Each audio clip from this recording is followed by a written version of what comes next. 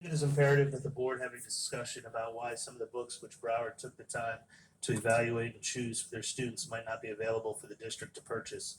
Here are excerpts from an article. The Florida Department of Education has added 17 previously rejected math textbooks to its list of approved materials after publishers altered the books by removing woke content, according to a new disclaimer on the department's webpage. The page currently does not provide details on what specific content was cut or changed from the now approved textbooks.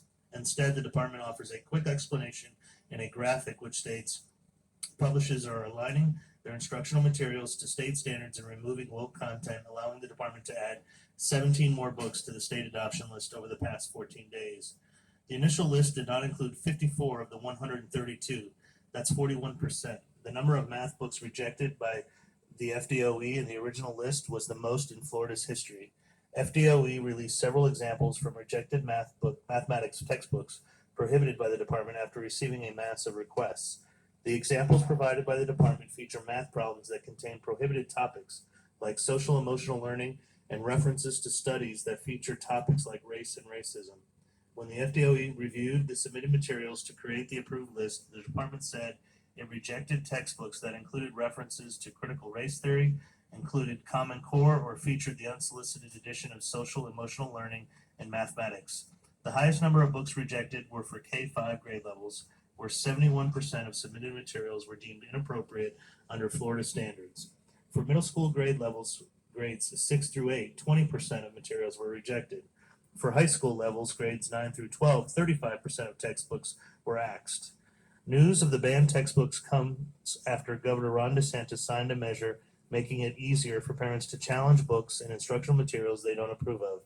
Supporters of the legislation say it gives parents more involvement in their children's education, but opponents argue it opens the door to massive book bans. Of note, Florida has the third largest number of school book bans incidents in the country. Some classes are trying to teach complex subjects without students having a textbook to use. This is unconscionable.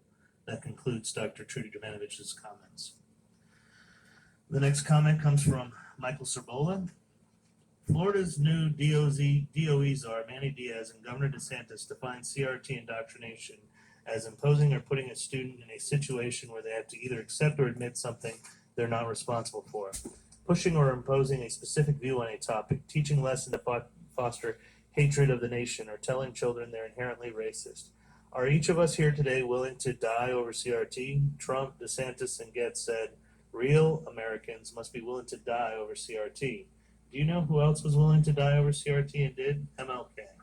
We must remove MLK's writings or that of DeSantis, or one must go, MLK or DeSantis. Arguably, there's more evidence of wokeness and potential to cause white shame in the writings and actions of MLK than any other. The telling of MLK's story and actions, his jailings, beatings, illegal wiretappings, and eventually killing must be banned. No words are more deserving of being banned than MLK's. MLK is woke like Disney. MLK speaks directly of CRT without naming it. MLK sought to indoctrinate all of America in his wokeness. Said MLK, we have deluded ourselves into believing the myth that capitalism grew and prospered out of the Protestant ethic of hard work and sacrifice. The fact is that capitalism was built on the exploitation and suffering of slaves and continues to thrive on the exploitation of the poor, both black and white, here and abroad. We must stop teaching evolution to comply with this anti-CRT law. Most persons think evolution is about, firstly, competition, secondly, about optimizing outcomes, and thirdly, about survival of the fittest. Each of these three is scientifically untrue, period. These big three scientific untruths were formulated in the 1860s to try to scientifically justify slavery and white supremacy.